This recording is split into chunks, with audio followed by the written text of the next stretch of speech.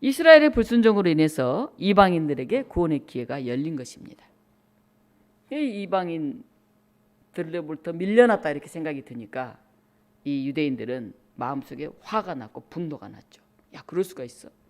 하나님이 우리를 택하셨는데, 나는 택함 받은 사람인데 어떻게 저 이방인들하고 똑같을 수가 있어. 화가 보불고 난 거죠. 나 사장 아들인데 저 시골에서 올라와가지고 농사짓는 그 부모를 둔 저 애하고 어떻게 나를 같이 취급할 수가 있어. 아니 그 애를 어떻게 더 높이 올릴 수가 있어. 속이 부글부글 끓어난 것이죠. 그래서 유대인들이 불순종해서 하나님의 온수가 되었고 오히려 이방인이 하나님의 사랑을 받았다. 이렇게 바울은 얘기하고 있습니다. 그 말을 들은 유대인들이 분노했죠. 무슨 말 같지도 않은 소리를 하느냐. 막 분노했습니다.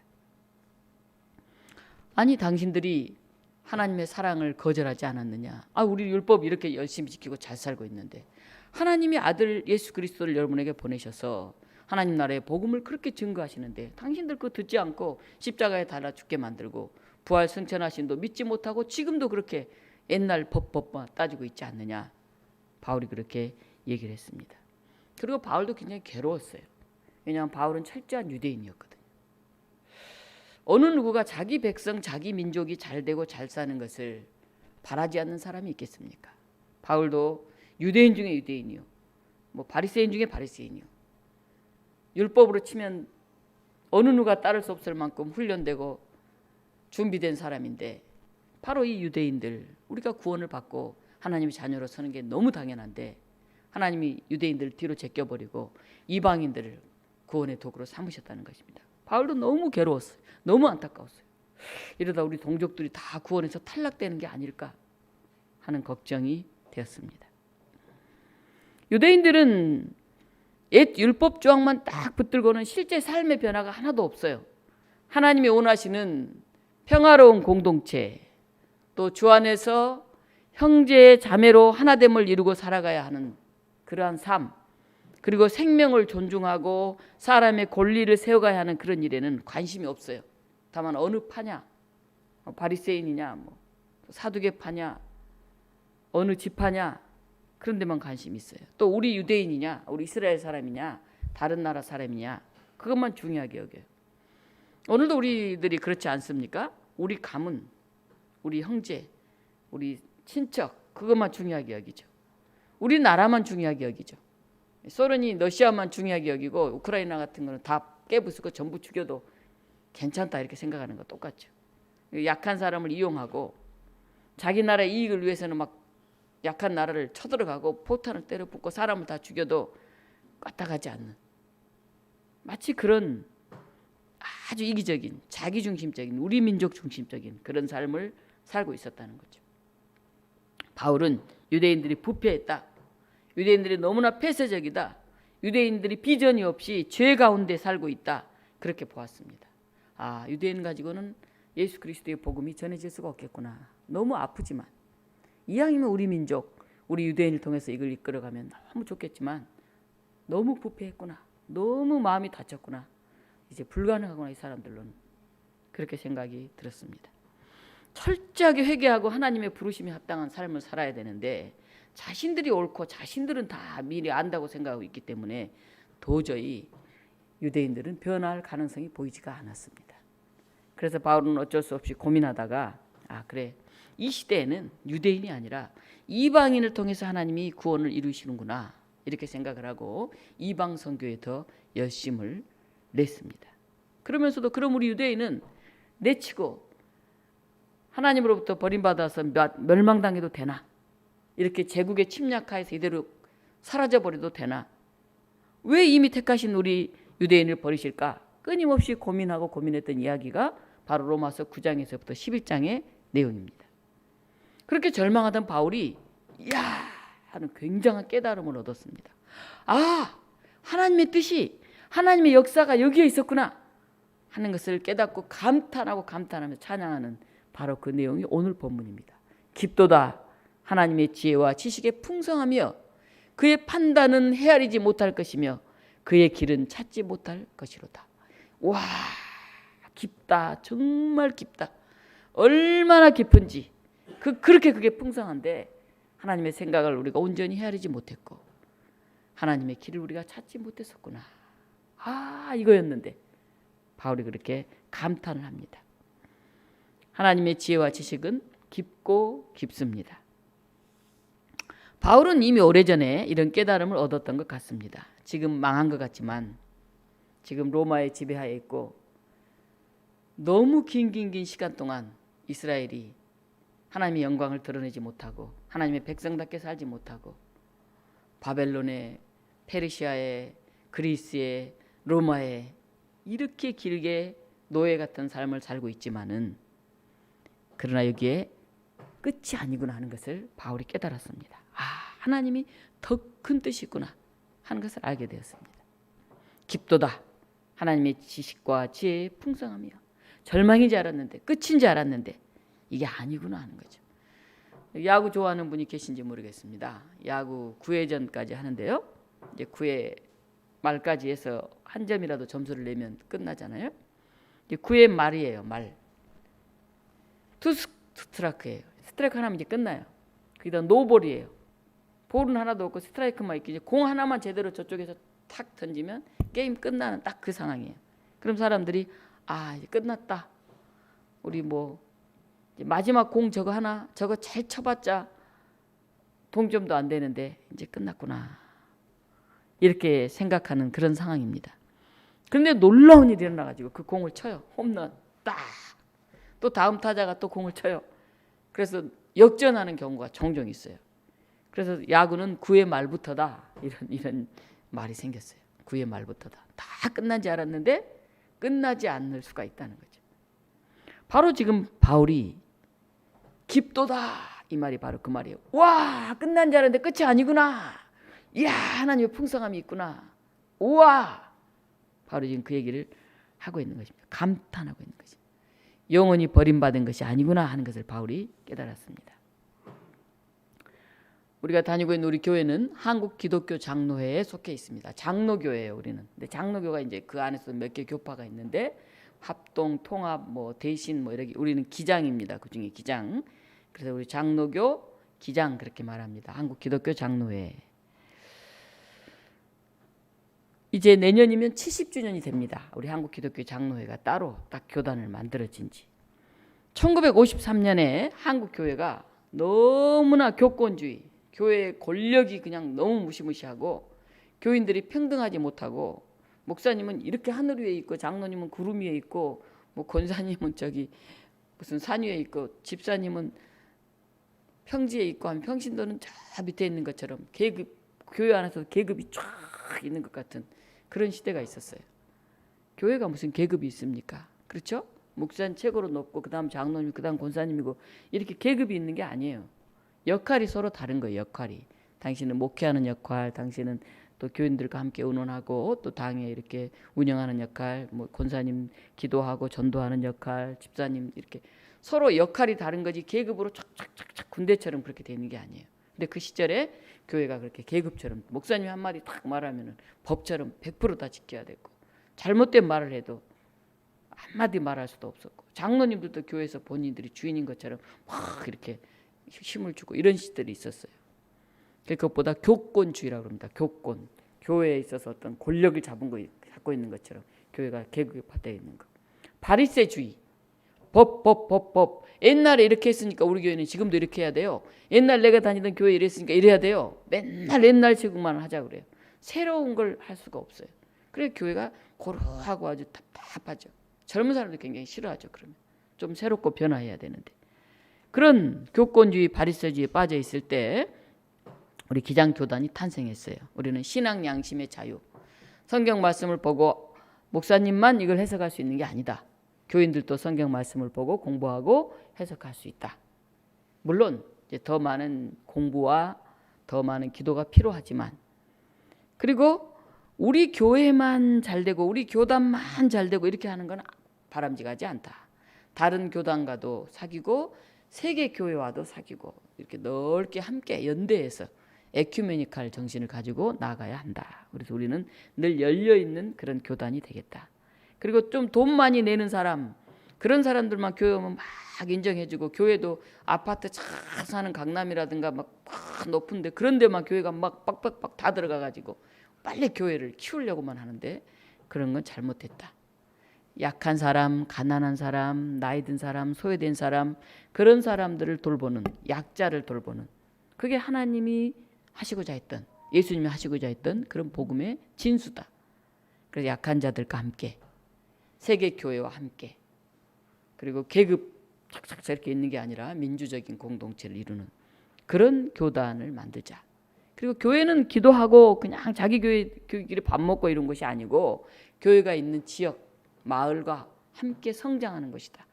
교회가 성장하면 마을도 성장하고, 마을이 잘 되도록 마을을 변화시키고, 그냥 쌀 하나 주고 라면 한 봉지 주고 끝내는 게 아니고, 마을 속에서 선한 교인으로, 선한 주민으로 살아내고, 그래서 이 마을을 변화시키고, 그 교회가 가는 곳은 마을이 변화되고, 그 교회가 있는 곳은 그 나라가 변화되고, 이렇게 사회 선교를 함께 해가야 된다. 이런 게 우리 기장의 출발 정신입니다. 그래서 사람들이 한국 기독교 장로교 하면은 약한 사람들을 편드는 그런 교회, 그리고 사회에 불의한 것들을 의롭게 만들려고 애쓰는 그런 교회, 자기 교회만 막 키우고 그냥 이렇게 좀 교회가 부자가 되고 교인들이 많아지면 큰 소리 치는 그런 교회를 우리는 지향하지 않는다. 기장은 그렇게 내걸고 출발을 했습니다.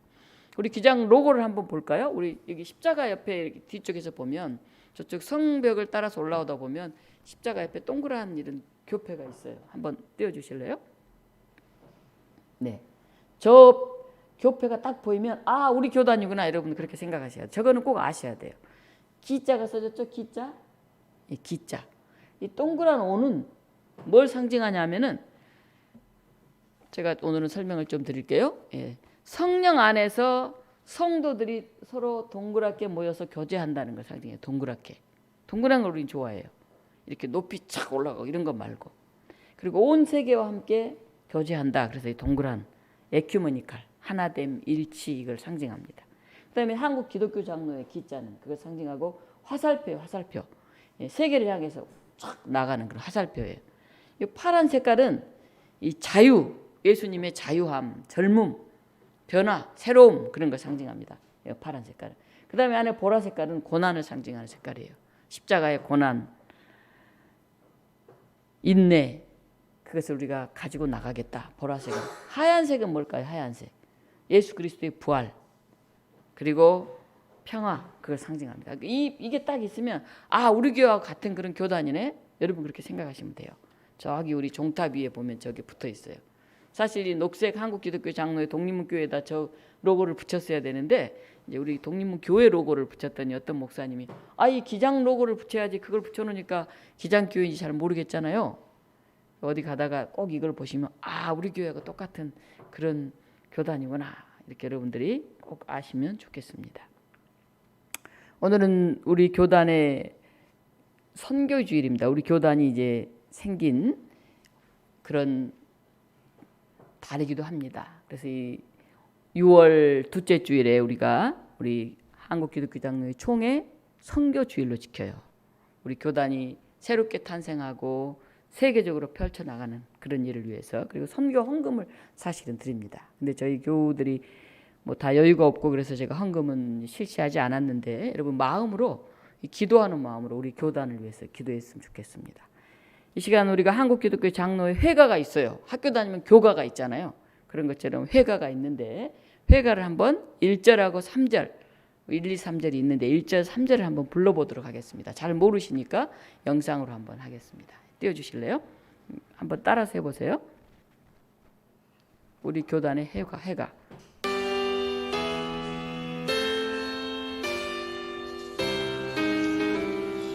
교회는 갱신하고 그 사명 따르수, 교리와 전통만을 높이는 그곳에 진리가 보내고 지도하고 있다. 말씀의 자유정신 빛나게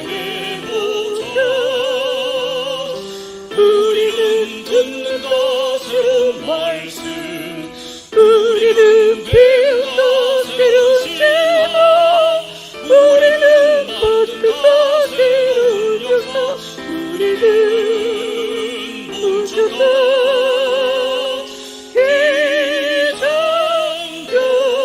기장교회. 2절 빼고 3절 합니다.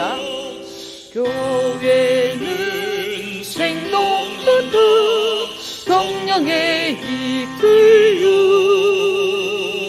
불의를 배척하고 공의를 펴낸다. 그 나라 이 땅이니 기쁘게 하더라. 이 세상 세계가 성교의 정리부터 우리는 듣는다 새로운 말씀, 우리는 피우다 새로운 제목, 우리는 듣는다 새로운 역사, 우리는 오셨다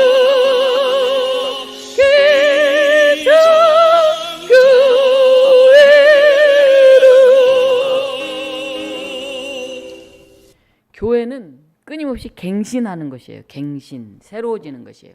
개신교라는 말은 새롭게 계속 변화해 간다는 것이죠. 옛날 우리가 한 거, 옛날 이렇게 한 거, 내가 어렸을 때 이런 얘기하는 사람은 교회는 갱신한단 말이 무슨 말인지 모르는 사람이에요. 그 사명을 따라서 교리와 전통만을 높이지 않고 새로운 그런 말씀, 새로운 신학, 그것을 우리는 듣고 항상 진리를 따라가겠다는 것이죠. 옛날에 그게 옳았는데 과학이 발달하고 나니까 그게 아니었던 것들이 있어요. 옛날 그 시대는 그 방식이었는데 새로운 시대는 전혀 새로운 방식이 필요해요. 여기에 변하지 않는 사람들, 그분들이 이제 전통을 강조하게 되고 나이 드신 분들은 그런 경향이 많죠. 뭐 저도 이제 나이가 꽤 있습니다만은 우리가 끊임없이 변화해야 돼요. 개혁해야 돼요. 개방되어야 돼요. 젊은이들은 무슨 생각을 하나, 어떻게 사나, 이걸 끊임없이 우리가 서로 마음을 열고 대화를 해야 서로 소통이 됩니다. 진리가 포로되어 신음하고 있다. 그러면 안 되잖아요.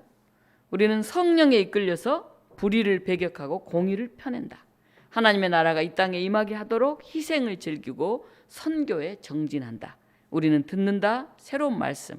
우리는 배운다, 새로운 신학. 우리는 만든다, 새로운 역사. 이게 우리 기장교단의 회가입니다. 오늘 우리 교단 이제 70주년을 앞두고 있는데 또 우리 교회 40주년이죠. 이런 고백, 이런 찬양이 우리 안에 있었으면 좋겠습니다. 70년대, 80년대 우리나라가 군부 독재하에 있었을 때 민주화 운동을 하던 사람들이 있었어요. 이 사람들이 이제 뭐 40대, 50대 이렇게 되면서 바른 정치를 하자, 새 정치를 하자. 군인들을 위해서 하던 정치, 일본 밑에서 그냥 뭔가 떨어질 것을 바라면서 불의하게 살던 사람들 하는 정치 말고 새로운 정치, 바른 정치를 하자. 그리고 당을 만들고 정권을 잡기 위해서 그에 들어갔습니다. 처음에 뜻은 좋았죠. 근데 그 사람들이 자신들도 이제 막상 정권을 잡고 나면 기득권층이 되어서 알게 모르게 같이 부패해 갔어요.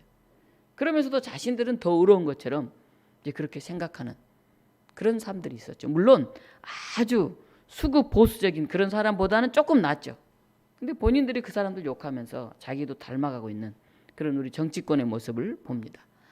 오늘 총회 선교주의를 맞이하면서 우리 교단은 아니면 우리 자신은 야, 한번 저 교회가 저래? 뭐 있는 사람만 좋아하고 뭐 어떠고 하고 흉은 보는데 나 자신은 교회 와서 아무 헌신도 하지 않고 책임도 지지 않고 그저 왔다 갔다 하고 있지는 않는지 우리가 돌아봐야 돼요.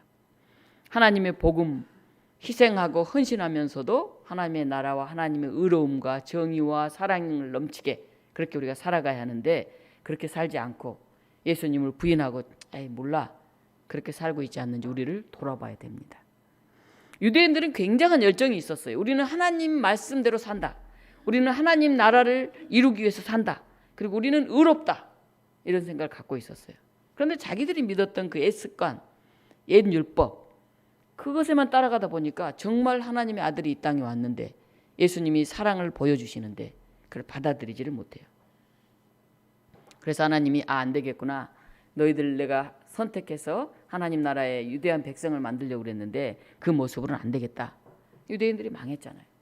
오히려 이방 사람들을 통해서 기독교가 더 번져나가게 되었죠.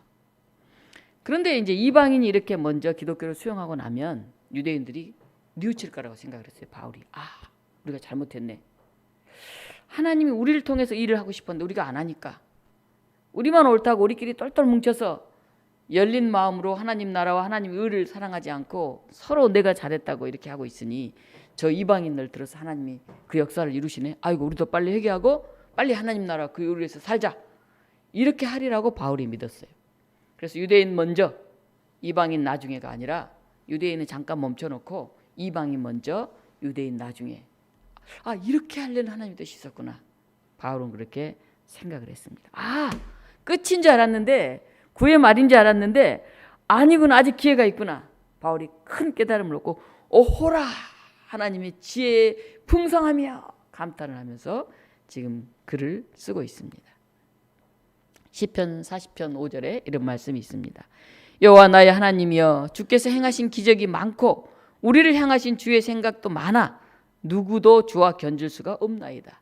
내가 널리 알려 말하고자 하나 너무 많아 그 수를 셀 수도 없나이다. 여호와 주께서 행하신 일이 어찌 그리 크신지요. 주의 생각이 매우 깊으십니다. 바울이 자기 삶을 돌아봐도 고개가 끄덕거려지거든요.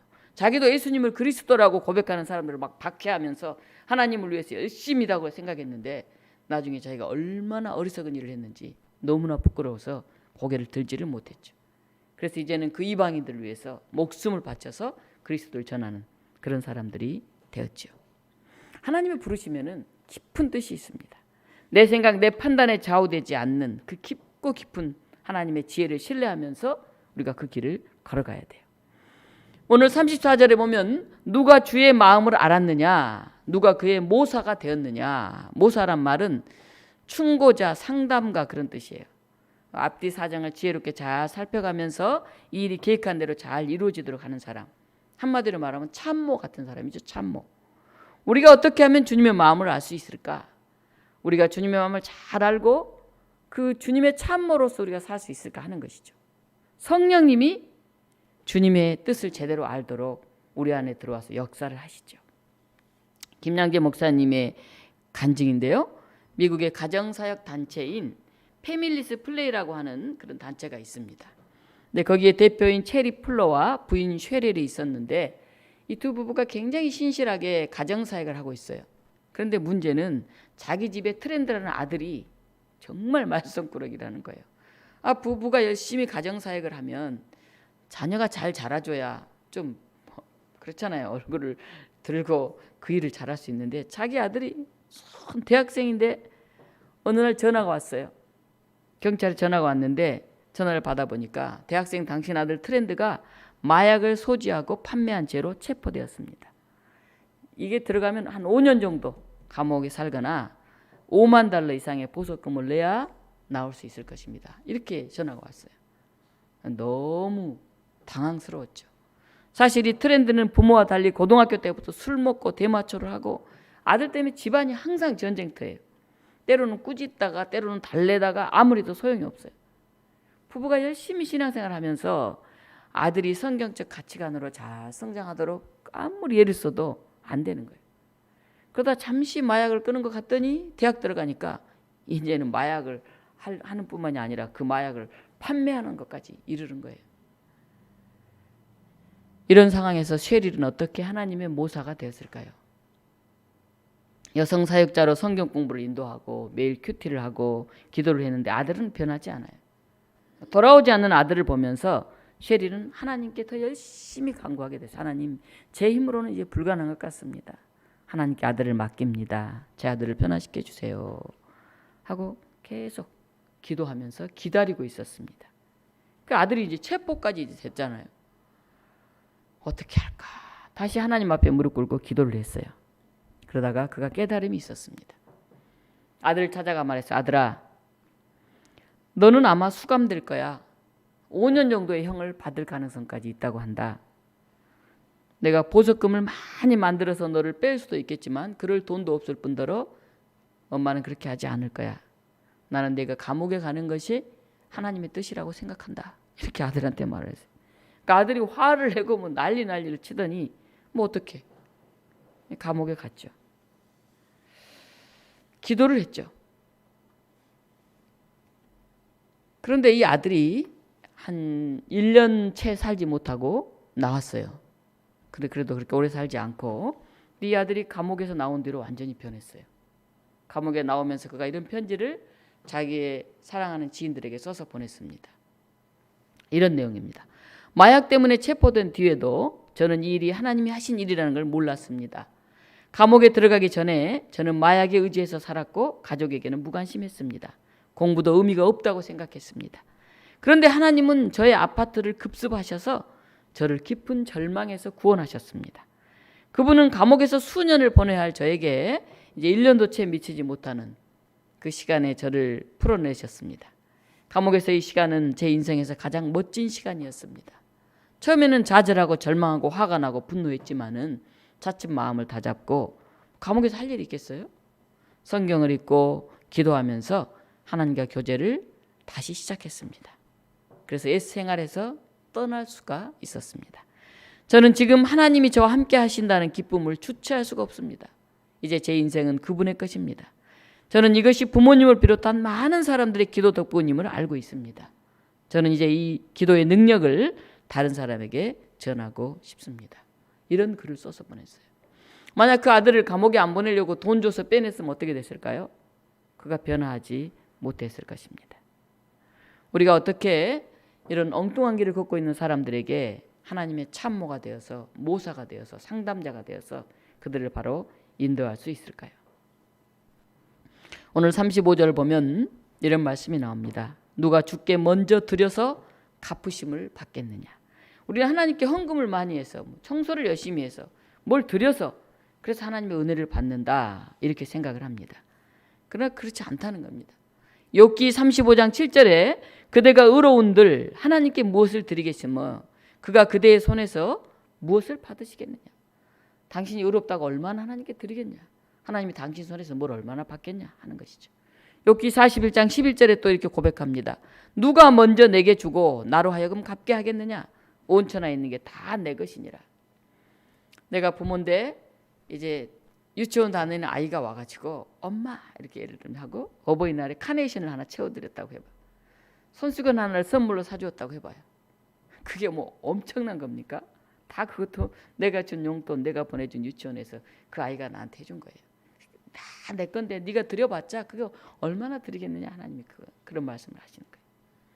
온 세상이 다 하나님의 것인데 우리가 하나님께 드리기 때문에 갚아주는 것이 아니라 하나님이 아버지시기 때문에 하나님이 부모이시기 때문에 우리를 불러주시고 우리를 자녀 삼아주시고 우리를 구원해 주시고 그게 감사해서 우리가 하나님께 드리는 것이다. 오늘 성경은 그렇게 말씀하고 있습니다. 사실 우리 주변에 보면 교회 다니는 우리보다 훨씬 더 열심히 사는 사람들도 있어요. 저 사람은 교회도 안 다니는데 저렇게 참 대단하다. 떡볶이 할머님 한 분이 87세인가요? 그분이 자기의 전 재산을 그 학교에다 다 드렸어요. 내가 이 학교 앞에서 떡볶이를 팔아서 저 학생들한테 떡볶이 팔아 돈 벌었으니 이제 내가 살 날도 얼마 안 남았는데 이 학교에 다니는 가난한 학생들 장학금으로 써주세요. 그리고 번 돈을 다 거기다 내놨어요. 그 교회도 안 다니는 할머니예요. 대단하시지 않습니까? 그런 분이 그 드리는 헌신에 비하면 우리는 너무나 부끄럽고 별 볼 일이 없죠. 하나님의 은혜 때문에 우리가 살고 있는 것이지 우리가 하나님께 뭘 드려서 살고 있는 게 아닙니다. 오늘 마지막 말씀 하나 드리고 이야기를 마치려고 합니다. 1992년에 영국 레드먼드라는 선수가 올림픽에 출전해서 뛰고 있습니다. 400m 육상 트랙인데 금메달리스트예요. 이제 금메달이나 은메달을 이 선수가 딸 거다 모두가 기대하면서 이렇게 쭉 카메라가 그를 따라갑니다. 그런데 150m 정도 달리다가 그냥 탁 주저앉고 말았어요. 이 다리에 힘줄이 약한 힘줄이 툭 터진 거예요. 못 달리는 거죠. 그때 관중석에서 한 사람이 뛰어나오더니 그의 팔을 붙들고 함께 뜁시다. 그리고 이렇게 어깨 동무하면서 한 걸음 한 걸음 천천히 뛰기 시작했어요. 다 다른 선수는 다 들어갔는데 제일 늦게 한참 만에 천천히 그 두 사람이 결승전에 들어오자 관중들이 다 일어나서 우레와 같은 박수를 보냈다고 합니다.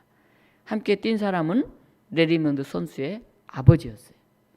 아들은 금메달은커녕 저 계주를 다 하지 못할 걸 알았지만 아들을 의지해서 마지막까지 결승전까지 걸어갔던 것이죠. 때로는 우리가 벼랑 끝에 몰려서 하나님 우리를 버리신 것 같다 이렇게 느껴질 때도 하나님 우리를 붙드십니다. 그리고 우리가 쓰러질 때 하나님이 함께 뛰자 그렇게 말씀하십니다. 오늘 그 하나님의 음성에 우리가 다시 귀를 기울였으면 좋겠습니다. 깊도다 하나님의 지혜에 풍성하며 기도하겠습니다. 만물이 주에게서 나오고 주로 말미암고 주에게로 돌아갑니다. 그에게 영광이 세세히 있을지어다. 아멘.